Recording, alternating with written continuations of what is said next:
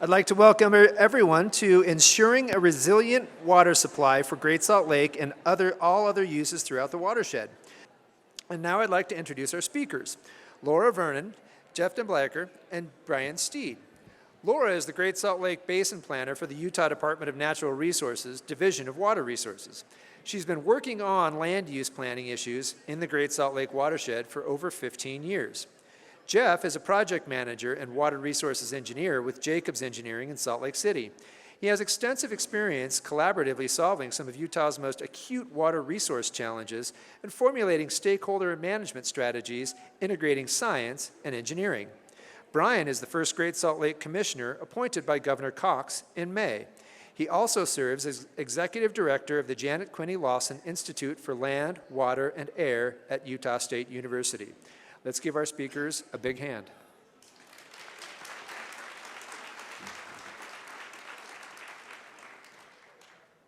Thank you for joining us this morning.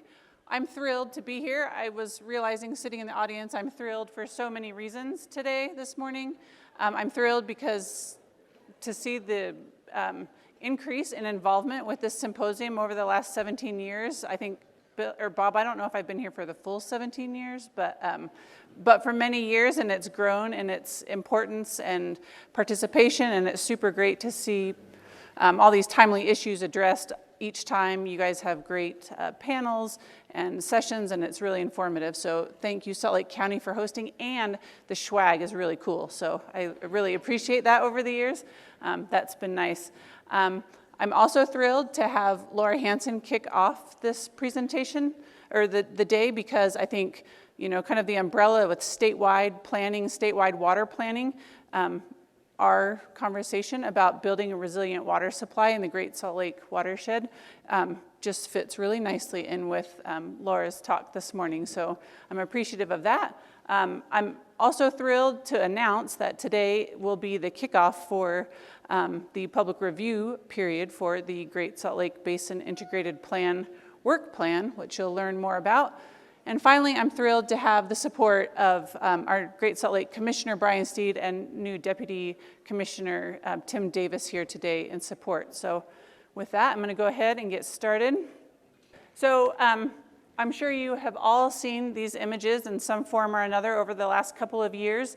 And I just am throwing them up there today to give you a taste of where we've been and where we are right now. There's no secret, the lake has been breaking all of the wrong records in the last couple of years, hitting historic lows over and over again. But the reason I wanted to show this slide is to illustrate how we're getting to this point, or this opportunity to create this basin plan. It is because of the low lake levels that funding was allocated from the legislature and others interested to do this basin plan. And so the situation that we're in has allowed us some great opportunities to do more for the lake and find out how we can all have a sustainable watershed. But if you know me and my work on Great Salt Lake, I can't not talk about it entirely.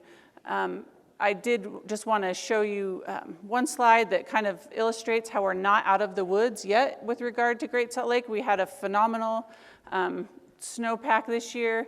Our reservoirs got full. Great Salt Lake rose 5.5 feet, and that was truly remarkable. It's so wonderful, but if you would look at the blue lines here, that is the 2023 water year, and it just kind of shows that even with all of that precipitation, all of that runoff, we're still at the edge of where we started, teetering on breaking historic lows in 2020. So this really just got us back up just a bit, but we're still, with evaporation, we're going to be back down to those near historic low numbers in no time. So that's why we're all here today. We want to figure out how to protect Great Salt Lake, to keep lake level up, but then also to ensure that folks in the watershed and everything in the watershed has what it needs to get by. So hence the integrated plan. So the easiest way that I have been thinking about this Great Salt Lake Basin Integrated Plan is it's a puzzle. And you're sitting down with your friends or your family or by yourself, and you're just so excited to get to work on a puzzle, and you're moving along, you got the border pieces, you throw it all out, and then you finish the puzzle and you realize that you're missing pieces. And I feel like that's really what the aim of this project is, to fill in the pieces. So Great Salt Lake Basin, 36,000 square miles. We have some data for stormwater and groundwater. We have some river basins have certain data sets and other basins have other data sets. And so how do we get all of the data, how do we get all of the models together, talking as one, and so we can have a better complete picture of the water supply in the basin. And so this is my puzzle. This is the Great Salt Lake Basin, and this is where we'll be plugging in the pieces and filling in the holes over the next 2.5 years to come up with a basin management plan. So, and I guess just looking at the size and the scale of this project area, it's pretty daunting. And we know that the challenge, as we've jumped into this project, we've come to understand the complexity is pretty intense. And it's intense, and that's why this project hasn't been done before, because no one's taken a whole basin-wide look at water availability. And so here we are. We're doing that now, given the conditions that we're in, but there's so many complexities. There's the social piece, the social challenges are hard, and the technical challenges. We have folks who are very cognizant of what's going on with Great Salt Lake, but we have our neighbors, our friends, who may know very little about the problems and what the issues are. And so how are we connecting all of these people, creating this awareness, this importance, and this understanding with the people, so we can go ahead and make some positive change? That's key. And then simply this task is simply just complex from a technical perspective. Like I said, we don't have a good handle on data, similar data throughout the entire watershed, so how do we even quantify the water supply that we have available? And so working together with the Great Salt Lake Basin Integrated Plan Steering Committee and Advisory Group, we have kind of articulated a challenge, and I wanted to resist reading the slide because I know you can all do that, but I'd just like to point out that ensuring a resilient water supply requires extraordinary vision and collaborative effort. Solutions remain socially and technically complex as the demands on the limited resource continue to increase. Today's water management decisions shape tomorrow's possibilities. So we're really aiming to address this challenge over the next couple of years. And as I mentioned before, we're able to do that through a couple of initiatives that have been recently funded. The first one is HB 429. The legislature allocated $5 million to create the integrated water assessment. And also just to note that these two different funding pots have a little bit different distinction of what the tasks are at hand with each of these efforts, but we are combining them into one super project because we think we can meld them both together. But HB 429, per the language in the bill, we're required to identify and evaluate BMPs that may be used to provide water supply that meets water quality objectives, agricultural water objectives, accommodate growth and development, provide for adequate flow to Great Salt Lake and its wetlands. And then, so that's one piece of the puzzle. And then the other piece of the puzzle, or the funding puzzle, is the U.S. Bureau of Reclamation offered some support by way of a WaterSmart grant. We were awarded that in December of last year, and they'll be working with us as co-leads, and their emphasis is to provide a thorough trade-off analysis to help decision makers balance water supply, demand, and avoid deterioration of agriculture, industry, and ecosystems. So together we're doing one super project, and I'll just tell you a little bit more about how we're approaching it. So ensuring a resilient water supply for our basin means we need to look at a couple different resources or conditions. And so per HB 429, there are a couple of resources laid out that we need to consider. Water supply, how much water is there available to us? What's the water demand? How much do we need today? How much do our communities need tomorrow? With water quality, we need to look at the implications of water supply and demand on water quality. Watersheds, how might water treatments up in the watersheds benefit water supply, water demand, water quality? How might stormwater runoff impact things like Great Salt Lake and other water quality conditions? And then finally, Great Salt Lake. What is Great Salt Lake?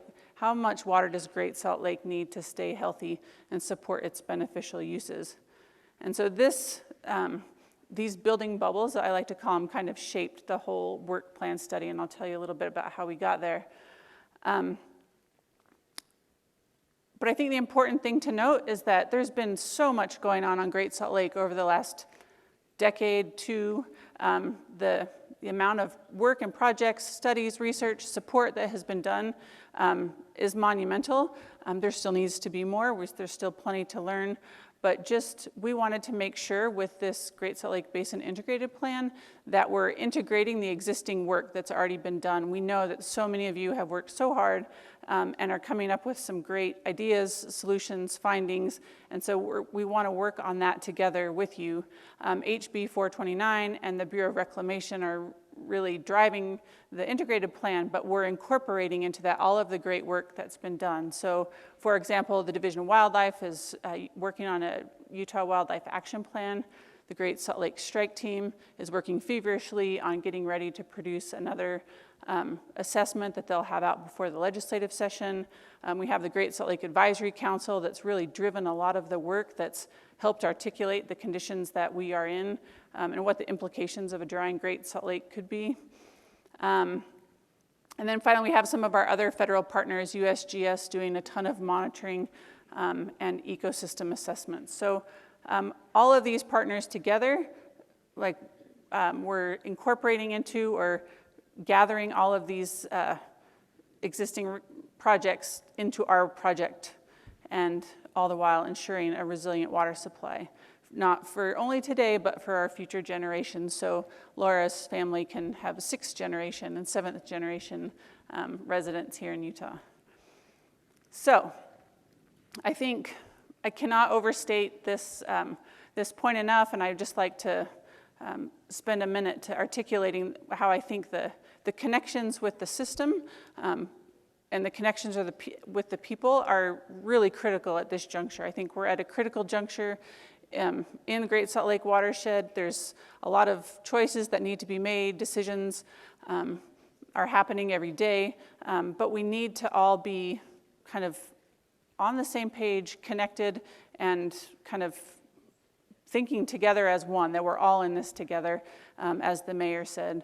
And so when we look at the Great Salt Lake system, we obviously are familiar with where the water is coming from, up in the mountains, but those myriad of uses that happen as the water's flowing down into Great Salt Lake or is lost through evaporation, we need to consider all of the partners and players in that system. So the agricultural partners, wastewater treatment, reuse, all of these people are playing an important part in how we're operating and how we will be using water into the future. And because this system is so complicated, there are numerous partnerships that have to happen. There's not one division that could, or department or entity that can do any of this water management, water planning alone. It's going to require a village. And so with that, I think we're all the while understanding the system, how the water is flowing through the system.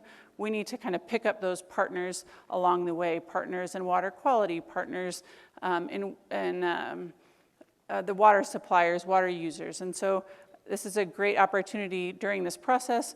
While there's a technical component, there's also the people component. And so this people component is connecting communities through the river basin. So we want to make sure that people within their river basin are connected to each other and understand the issues there. But then also how the river basin communities are in fact connected to the watershed and to Great Salt Lake. So I just really want to stress, I think, the the community connection and Great Salt Lake cannot be understated, and the time to pitch in and work together is, time is ticking, and we understand the importance of this, and we're hoping that people will also see that need and hop on board with us. So just a little bit about the work plan that we've been working on over the last 6 months. We created, to understand what the issues were, we did a situational assessment and interviewed over 50 people about what their ideas, concerns are for Great Salt Lake. And in the basin, we held some focus groups with the technical modelers, users, to figure out who's using what data, and did some public outreach, created a website, and have had some social media connections. Then we also created an advisory group. This advisory group will be with us throughout the process. They are comprised of state and federal partners. They're kind of the sideboards to the project, letting us know through statute, rule, regulatory stuff what we're bound by. And then we have a steering committee that is folks within the watershed, stakeholders, including agricultural users, municipalities, water suppliers, environmental interest groups. So we have an array of folks who have an investment in the watershed and can help us move the project along. And I've been talking a lot about the people piece, but the technical piece is obviously crucial to this project. To start to figure out what we need to do, what questions we need to answer, we dissected those building blocks, came up with a lot of questions to help understand how we could ensure a resilient water supply for Great Salt Lake, developing a list of questions, doing literature reviews. We created a gap analysis for each one of those building blocks. What data do we have? What data don't we have? Then when we compiled a list of over 200 data gaps, 200 things that we identified that could really, we could benefit from studying, we engaged the steering committee and the advisory group about how they could help us prioritize the projects. And the projects that rose to the top were the projects that could help us answer the question of ensuring a resilient water supply. So while some of the other projects may need to be completed in the future, they weren't the ones that really would move the needle on helping us understand the water supply better. And all of this is leading up to this next phase, so phase 2, which is really kicking off in the next month or two. Excuse me, is this making decisions track where we're working on scenario planning, technical modeling and data, model development and data gathering, and then we have some other tracks doing strategic research, capacity development, policy opportunities. So this is where we'll be spending the bulk of our time the next 2 years.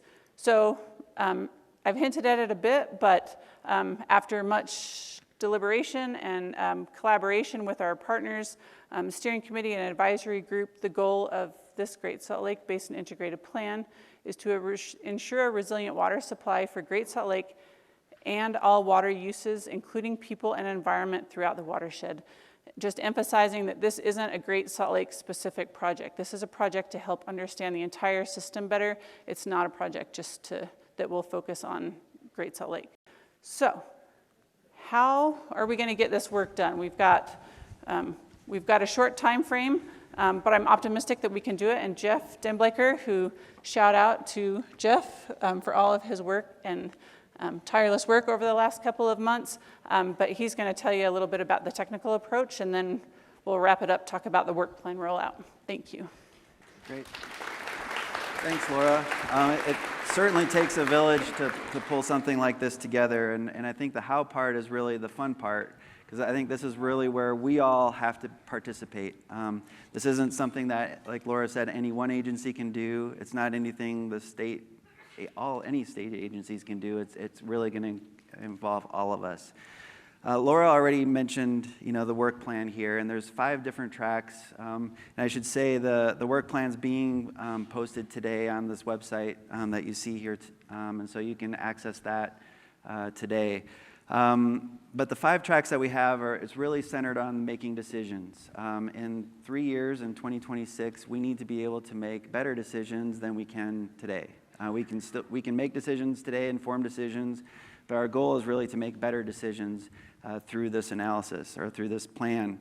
Then the other 4 tracks that we have there you can see are strategic research, solution development, capacity development, and policy opportunities. What I want to focus on here just briefly is the making decisions part, because this is really the crux of what we need to wrestle with over the next 3 years. As Laura said, there's technical challenges and there's social challenges, and the technical challenges are significant, but I think the crux of this, what's really going to make this successful, is if we can address the social challenges and really integrating and a collaborative process where we can all be involved in making these decisions. The road that you see here really represents 2 of our key objectives. One is to forge connections, and number 2 is to develop a shared understanding. If we can't, as Mayor Wilson mentioned earlier, if we don't understand the value of the water that we have, the water that we're using, if our communities aren't working with the communities that are next door, if they're not connected to their river basins, if they're not connected to the watershed, if they're not connected to the Great Salt Lake, this is going to be very difficult, and we need to try to forge those connections through this work. And then we have to have a shared understanding of the data that we have, how much water we have, how much water we're using, what the solutions are, so we can forge consensus and be able to implement the solutions. The technical parts you see above and are probably more standard water resource planning type exercises where we need to quantify our water resources. We need to know what we have. We need to evaluate what the solutions are, what the possibilities are, and develop those strategies, and then we need to make decisions. But just focusing on the decision-making track, one of the key things here is traditionally with a collaborative approach, we'll work with a steering committee, and we'll develop some models to help us evaluate options, understand the situation, and make decisions. But what we wanted to do, what we think we need to do here to really be able to engage the entire watershed is to expand that and really involve the different river basins in helping develop the data as well as develop the models, evaluate the solutions as we go. And so what you see here is to forge connections and develop that shared understanding, really what we're going to try to lean on are the watershed councils that have been established throughout the Great Salt Lake watershed, as well as the Great Salt Lake Advisory Council.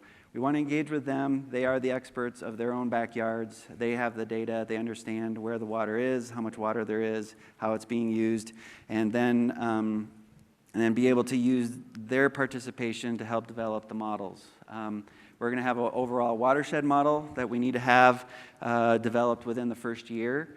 A year from now, we need to have a pretty good idea of how much water we think we're going to have in the future. But then over the next 2 years, those river basins will be developing more detailed models of their backyard that we can plug in, and so that we have shared ownership, shared understanding of the data, and then we can evaluate the solutions together. And of course, as Laura pointed out, is we're looking at a system of systems. And so we've really got to be able to understand what those systems are throughout the watershed to be able to evaluate and develop those solutions. So if we have the people, we have the models, how are we actually going to be able to predict or be able to understand what we might have in the future? And to be clear, we can't predict the future, but what we can do is we can try to understand how the future might unfold. And this cone of uncertainty, I think the intent here is just to demonstrate that as we go out into the future, as we look into the future, we have more and more uncertainty. And so a scenario planning process helps us kind of select some different scenarios in the future, different combinations of driving forces, metrics, constraints, et cetera, to help us understand what could happen. Really answer the question, well, what if? And then from that, be able to develop solutions that prepare us for the future. So as we develop these, the work plan, that top bar you see there is the making decisions track, and that's going to continue through 2026 to the report, the draft report to the legislature, and then that'll be finalized in 2027. The next 4 tracks really are intended to support making those decisions. And as Laura said, we had over 200 gaps. We consolidated that in over 130 different projects that all provide value. They're all great studies, but obviously we can't do 130 projects in the next 3 years. And so what we had to go through is a process to identify, well, what is really going to be critical and provide the most value in improving our decisions in the next 3 years. And so that's where the strategic research, that's really getting us at some key data that we need to make better models, make better decisions. The solutions development is just acknowledging that we don't want to wait 3 years to develop these solutions. Let's start now. The information we develop in the next 3 years can help us make better decisions. And then the capacity development. Those are projects that we also need to start now. We need to start collecting more data. We need to start talking about how we're going to pay for things, et cetera. We might not see that come to a conclusion in the next 3 years, but we need to start those conversations. And the one study, the one gap that we identified that we need to start as part of this effort is just to be able to develop a data hub that can really promote transparency and that shared understanding as part of this. So these 8 projects that you see here are definitely the short list. There's a number of other of that 130 list that are already underway, that are being talked about, being completed by others. These are the projects that we saw that there's gaps that need to be filled for us to be able to make these decisions in the next 3 years that we could best implement now. And so I think lastly, one of the key things that we wrestled with is just the timing. We can't wait 3 years to make decisions. We need to be making decisions now. And so we really frame this as today, tomorrow, and beyond. There are things that we can do in the work plan that identify some short-term opportunities and policy opportunities that we can implement here now in the next 3 to 6 months. And then this basin integrated plan will be developed over the next 3 years, but we also need to be cognizant that the planning doesn't end there. Planning is a continuous process, and what we're trying to do is continue to make better and better decisions as we go forward. So I'll turn it back here to Laura and to the commissioner. Okay, hi, me back again. Just wanted to talk about the rollout. Jeff mentioned that the plan may be on the website. I haven't checked this morning. I don't know if it is 100%. I don't know if anybody looked, but our intention is to have by the end of the day today, have the work plan, executive summary, all of the appendices on the website and ready for public review. We'll have this review period go through January 8th. Later on this afternoon, we will also have a presentation to the legislature, so we'll be updating them on the progress of the process, the progress of the project. And then on December 7th, we'll hold a virtual open house where you can learn more about the sections of the plan in detail. We'll have a panel discussion, and then you'll still have time to review and comment after that. And then work will get underway. All the projects that Jeff mentioned in January, if not sooner, we'll begin contracting a lot of the work in the coming months. So with that, I'm going to turn it over to Commissioner Steed, and he's going to give a shout out to, well, I'm not sure what he's going to do. Great. Nor do I, so that's good. Thanks, Laura. Thank you for being here. Thank Jeff as well. Appreciate the good work that's gone in. Lucky for you, I only have 35 more slides, so I'm teasing. I have no slides. I wanted to say 3 things.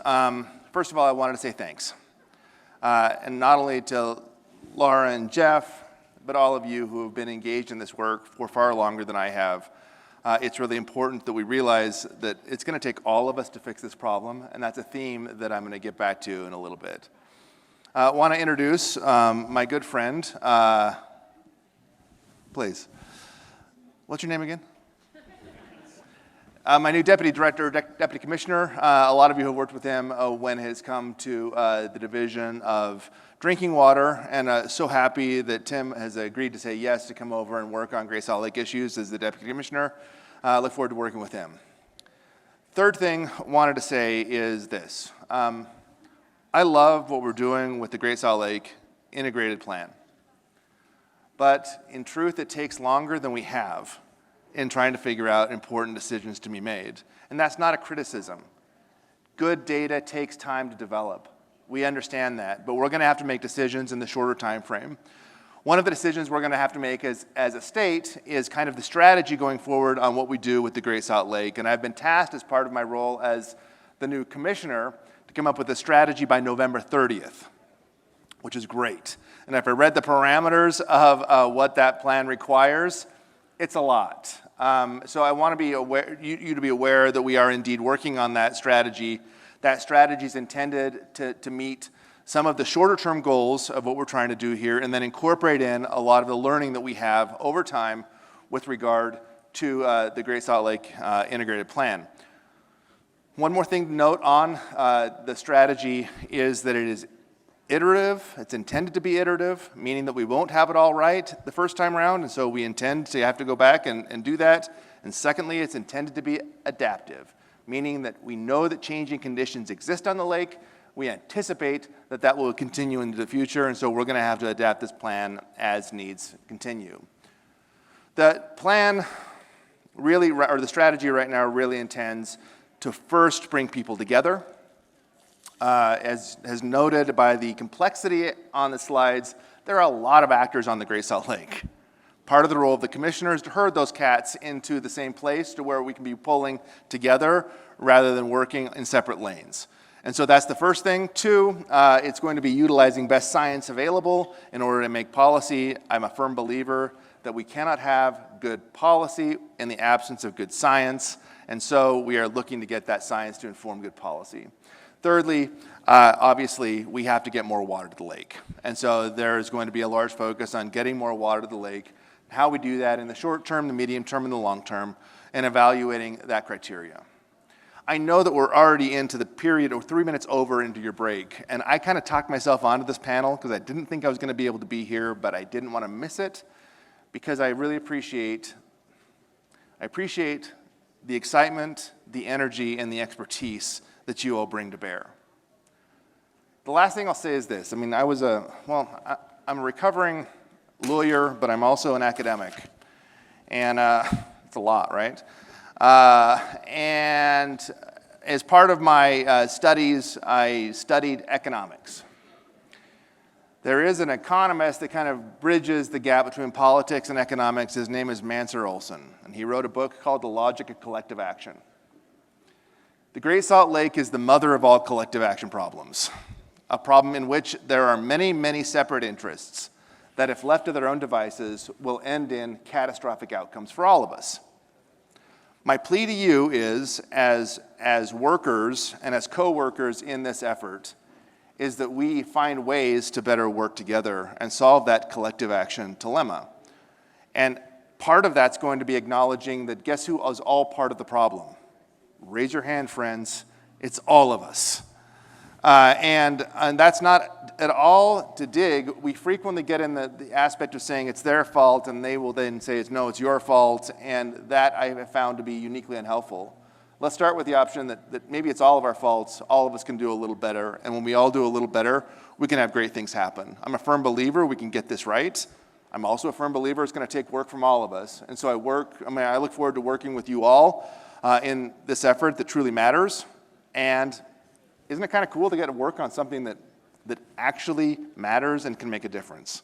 So thank you so much for your interest and your willingness to be engaged, and I look forward to working with you all. Thanks.